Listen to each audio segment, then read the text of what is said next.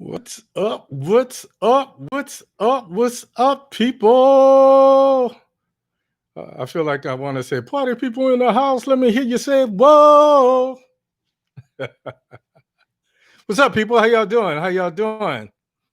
Here we go. Once again, we're doing this. It's Thursday night, so you know what that means. It means I'm on the mic. I got something to say, so it must be true.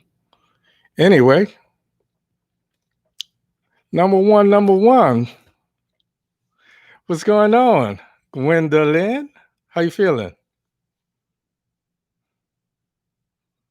Hey. Remember rerun? What was it called? What's happening? What's happening? Dwayne? Hey. Well, um, I see a couple people. Hey, Janice, how you doing? I see you over there. Yep. Folks, I want to tell you guys good evening. Hey, cuz, I see you. Um, I want to tell you guys good evening. As always, I appreciate you guys sharing your Thursday night with me. You know it means the world to me. Um, we're getting there, people. That's all I could say. We're getting there.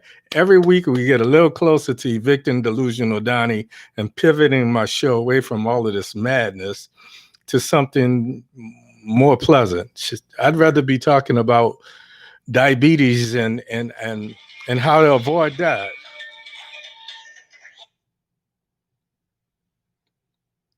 Yeah, I'd rather be talking about a whole lot of other things other than this foolishness. So, anyway, here we go, people. Here we go. Um, be it Corona or Trump and McConnell and McDonald's or whatever they call themselves, I'm ready to just turn the page. Everything done with the Supreme Court and all of that, I'm ready to just get on to with something else that makes sense. I don't know about you, but I know I am. I'm looking for a brighter horizon, a better day, and a new norm that's better than what we've known for the last 4 years. To that effect, tonight I'm gonna talk about specific issues. I'm going to talk a little bit about early voting. I'm going to talk about researching and selecting judges. I'm going to talk about pre-election polls, and I'm going to talk about keeping our feet on the gas for the next 12 days. I call this show 12 Days Times Up. I got something to say. It must be true. Let's start with researching judges. Early voting started here in Florida. What I notice is that judges are on the ballot asking you if you want them to remain in office, but there's no party affiliation that's attributed to these judges. So you have to go to places like Ballotpedia, and I posted it on my page so that you guys could find it, and research some of these judges. And it's not just here in Florida. In all states where the governor appoints judges, they're going to be up for election in however many years, 12, I'm sorry, 2, 4, 6, whatever the term is for that circuit court or appeals court judge or whatever. So you guys need to pay attention to that. I went ahead and I posted it. The thing that gets me is why hide this information when they're up for election, but this information is made public when they're being appointed. I notice here in Florida, we have one appeals court judge who's been on the bench for about 20 years, and he seems to be the only Democrat with a bunch of Republicans.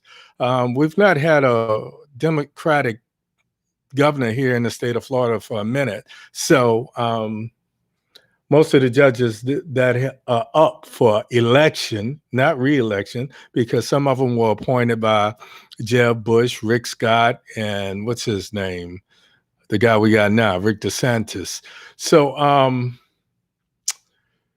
once their term is up, they have to be elected back in there. So you'll see this thing on the ballot here in Florida. It says, do you want so and so to remain on the ballot? But they don't tell you anything about their party affiliation. In a less polarized political environment, party affiliation wouldn't matter. But what we're seeing across the justice continuum is that all people running for office, we need to know something about. Judges in particular play a major role in how Black and Latino people in general are treated, and especially men who are Black and brown, are Black and Latino. We have to get together to research these judges and everybody running for office. Though I believe in evolution, those who fail to evolve must be voted out. Delusion of Dunning, and I keep saying this week after week after week, and now everybody else is saying it as well. Delusional Donnie has stacked the federal court system with about 300 judges that we know of at different places. Some are circuits, some are appeals, and then we know he's put two people on the Supreme Court. Now they're trying to push this other person through. These people are pushing their agenda, and they're not doing the will of the American people. If they were, then they would let this seat stay open until we had another president, certainly after November the 3rd. When it comes to Black Lives Matter, police encounters is just the beginning. Judges have the power to kill Black and Hispanic men by incarcerating them with sentences that affect them and their families for life and future generations. We see 1, 2, 3 generations of men who follow sons following their fathers that follow their fathers into the criminal justice system. And it's like you got this name, oh, I know your dad, so you're just as bad. So you wind up getting that 3-strike sentence. One thing is for certain. Any man that's been incarcerated is never the same. Never the same. Simply put, police encounters is just the tip of the justice versus just us iceberg. Let's move on. When we talk about early voting, I voted a couple days ago here in Florida, and this is a fairly small town city. This was the epicenter of the Space Center, and after the Space Center kind of closed, this little town kind of imploded. And I like it because I've lived in major metropolitan areas most of my life. So it's kind of quiet. It has some of the same problems that a big city has. But what really tripped me out is people here participate. There was 2 lines coming together in the polling place. Now, the line moved fairly fast, I should say. I only waited about an hour. I didn't talk to anybody about their voting choices, but if body language is any indication of who they're voting for, I'd say about 60% of them were Trumpers. What gets me is I think that Biden voters should be more frantic and desperate, but it's just the contrary. It appears that the trumpets are scared shitless. You know, they've been in power for about 4 years and they have everything to lose. We, on the other hand, we're just throwing caution to the wind. But what I keep saying is don't take your foot off the pedal. Don't take your foot off the pedal. Matter of fact, I got 2 feet on the gas pedal. If you believe what the polls say, it's just the opposite of what we tend to be hearing. Trump supporters are very vocal. Biden supporters are somewhat vocal, but they're more reserved, probably because they're more sane. But I don't want to get into name calling, so I'm going to behave myself. If you listen to CNN, if you listen to MSNBC, they say that Biden has a clear path, but I'm not listening to that. Be it the popular vote or the electoral college, they say that Biden is ahead and blah, blah, blah, blah, blah. The problem with that is it's not infallible. Imagine my surprise when I heard Barack echo what I've been saying here for at least 8 weeks. Do not believe the polls, quote, do not believe the polls, do not take anything for granted, act like we're 40 points behind. The polls can be and often are wrong.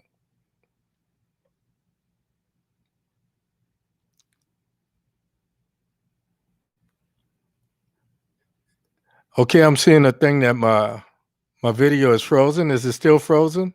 Give me a heads up. Where we at? Where we at? Ah, Mama say, Mama sa, Mama Musa.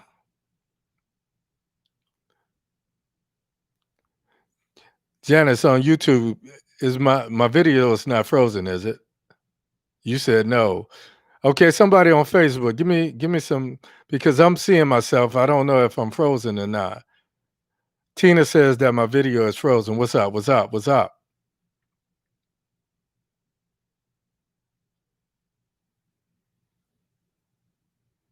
Where we at?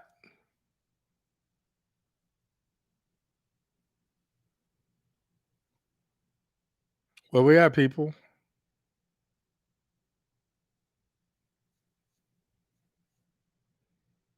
Okay, all right, all right. My cuz say I look good. I know that. Right on, cuz. It's back up. Wow, I don't know what's happening, man. But this is why I'm trying to take this show to YouTube. So I need you folks to really go over there and get it cracking because people on YouTube say that it looks good. Here on Facebook, I don't know. There's always something going on. Where was I? Where was I? See, luckily, I don't have a teleprompter, but I have talking points. Where was I? I was talking about these polls. Talking heads at CNN and MSNBC say that Biden is winning both the popular vote and the electoral college delegates. I don't listen to any of that. Imagine my surprise when I heard Barack say what I've been saying for the last 8 weeks. Quote, do not believe the polls. Do not take anything for granted. Act like we're 40 points behind. Polls are often wrong. Polls are not infallible. To elaborate, polls are only good as the people that's doing the poll themselves. The people that's collecting the data, you have to talk to people from different ethnic groups, different socioeconomic idea how different people are thinking. For example, if you talk to just people at a Trump rally, they're going to give you a slanted view that favors Trump. If you talk to people at a Black Lives Matter event, a Dem rally, they're going to focus on Biden's strength. Then you have to consider the source. Some people are going to tell you the truth. Some people are going to tell you what they think you want to hear simply because they want to see themselves on TV. So if they think telling you what you want to hear is going to give them more airtime, that's what they're going to do. So it's not real empirical data. The bottom line is this. Polls have a margin of error that's based on mathematic uncertainties because what somebody says on a poll is not necessarily what they'll do. So in most cases, it's an educated guess. They'll talk about a 4% plus or minus margin of error or whatever. But let's move on. This next segment I call Trouble in Paradise. One of the most interesting things I saw this week is the showdown between Moscow and Delusional Don. If the polls are correct, Donnie's reign is coming to an abrupt end. You can see trouble in paradise when Barr starts acting like America's attorney general, not Trump's Department of Justice hitman, taking out those people who are enemies of Trump. You also see Republicans on the campaign trail who are up for re-election. This is the most telling thing. They're not campaigning with Trump when he comes to their city, their state. That tells you something right there. But don't fall for it. I'm not believing the hype. I'm just pointing out some things. 5 minutes after Barack steamrolled Trump, or what I call the scathing commentary in Philly, Radcliffe held a press conference accusing Iran of sending out the threats that were attributed to the Proud Boys here in Florida. Just in case you don't know, let me just tell you, here in Florida, people were getting emails and what have you saying that, and letters saying that we know who you are, and if you don't vote for Trump, we're watching you and this, that, and the other. Radcliffe tried to say that it wasn't the Proud Boys, it was the Iranians. Immediately following Radcliffe's accusations, Chris Wray is the director of the FBI. Radcliffe is the director of national intelligence. So you would think that they would be of one mind. Radcliffe is one of Trump's lapdogs. Wray has always been his own man. If you remember back a little ways, Chris Wray was the one who made headlines by saying that white supremacists were domestic terrorists and the biggest threat to America. Chris Wray came out and said that the FBI has nothing to support the bullshit accusations that Radcliffe was making. So I guess the plot thickens. Yesterday, here in Florida, and this is one of those swing states, so they've been battling back and forth for Florida, the state of Florida. If Biden takes Florida, he can pretty much take the election. I think there's like 50, 58 delegates or something to that effect. It's amazing how many there are here. Yesterday, there were two news stations in St. Petersburg, Florida, St. Pete, that documented armed guards at the polling station, urging people to vote for Trump. This contradicts what Director of National Intelligence Radcliffe said when he says that it was Iranians, because these men that were photographed were obviously white Anglo-Saxon male. They were not Mideastern by any stretch of the imagination. Of course, delusional Donnie's campaign came out and denied that the men were, keyword here, hired by Trump's campaign. They never said that they weren't encouraged to stand back and stand by outside the poll. Bottom line is, family, I make jokes about this and I make light of the situation, but I bring this up and I posted the story on my page because I want you guys, I know I post a lot of political stuff, so after a while, you're super saturated and you're tired of it. But I post this stuff simply because I want you to be informed. I want you to be careful. Pay attention to who's following you to the poll and especially who's following you home. In the event that you think you are being followed, I urge you to drive to a police station or a fire station and let them know. I call this next segment, Damn the Constitution, Full Steam Ahead. We're going to put Amy on the U.S. Supreme Court. We don't care what it costs, at all costs.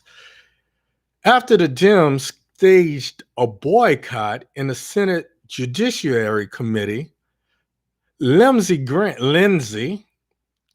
I call him Limp Graham. So you hear me give these guys names. I really try not to be disrespectful. I really try not to name call, but I'm only human, damn it.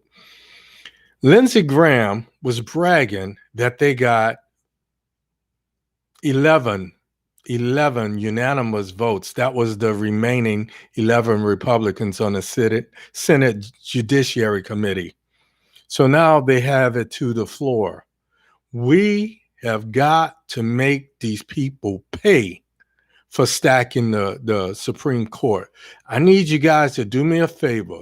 When these media, so-called reporters, start asking Biden the question of whether or not you plan on stacking the Supreme Court, and he has a better answer now, I would have answered the question simply, you mean to tell me these people, being the Republicans, are ignoring that we're less than 50 days to an election and forcing their right-wing judge on the Supreme Court, and you don't think that's stacking? What we're trying to do is bring balance so that we will have a court system that's of the people, for the people, and by the people. That's what I would have said. Or I would have said, why don't you ask this question? Why don't you press the Republicans with the same question that you're pressing me with? It's obvious. The highest court in the land has to have an ideologically balanced makeup. That's all I can say about that. There are 222, just might as well say 223,000 people that have died from COVID. Trump was in an interview and they asked him, would he do anything differently? And he said no. He says there are smart people around the world and they're having the same problem. Au contraire. China has 1.8 billion people and they have less debt than we have here. And that's where the virus started. So I promise you, I'm not going to go off on a tangent. But when he got pressed, this idiot get up and walked out. 12 days, baby. 12 days. Last week they fed his ego. And I know he was pissed that he has no choice but to debate Biden again tonight. I know delusional Donnie is pissed to the utmost of pissosity that he has to play by the Commission of Presidential Debate rules. Now, switch that prevents Trump from talking over and interrupting Joe. But you best believe we may not be able to hear what Trump is saying, but he's trying to get inside of Joe's head. He's trying to rattle Joe. So while Joe is talking, even though we won't hear him, you best believe he will be over there like he's in the, I'm in a Chinese movie, Kung Fu even. You failed to give me rice cakes for thought. Prepare to die. So we will see his lips moving, but Joe will hear with the hands. So I make jokes about it, but anybody want to make a bet? He cannot shut up. Either his head is going to explode, or at some point he's just going to walk off the stage. I know they told him to stick in there, but if Joe is kicking his butt, I know what he's going to do. I know he was pissed when he found out that Joe had higher TV ratings on one ABC affiliate across the nation than he had on all of NBC affiliates. NBC, MSNBC, NBC in El Espanol, so forth and so on. I know NBC is pissed too. Their plan backfired. They figured that he would get up and he would perform and they would have great ratings.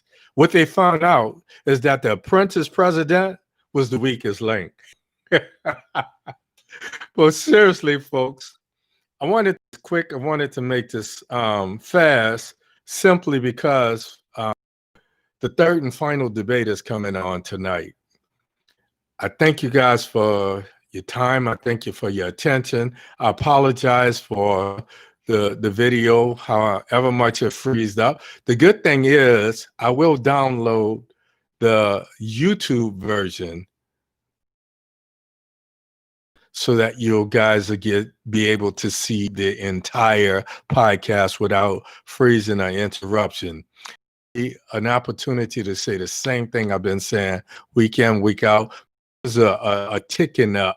Some people came, I took the music out for the simple reason, a couple reasons. One was I don't own rights to that music. So as this show starts to get more popular, I don't want somebody coming at me saying you use my music, you owe. A couple people that is confusing because I start off like I'm DJing a song and then I go into this political thing. So I don't want to send out mixed messages. So from here on out, you got your man. I'll be here week in, week out. I'll see you. We've got a little bit of an uphill battle, but it's only going to be for 12 more days. Go to the polls, vote early. Somebody with you. Girlfriend of mine say she took both of her daughters, and I guess she took one of her son-in-laws as well, to make sure that they all voted and make sure that if there was any problems, they were there together. So I thought that was a great idea. As for your love, I thank you for your support. I thank you for your attention every week. More importantly, I'm going to tell you again, go to my YouTube channel. I'm going to post it with the video. Subscribe to my YouTube channel. Also, ring that bell. Click on that bell. What that will do is that will let you know. That's a notification. Will let you know when I'm doing another YouTube video. I'll see you next week. Same Dayz time, same Dayz place, right here. I got It Must Be True. Hang in there, people. We almost there. It's always important. Love, peace, fresh cut. Hey, Grace. I'm out of here, people. Good night.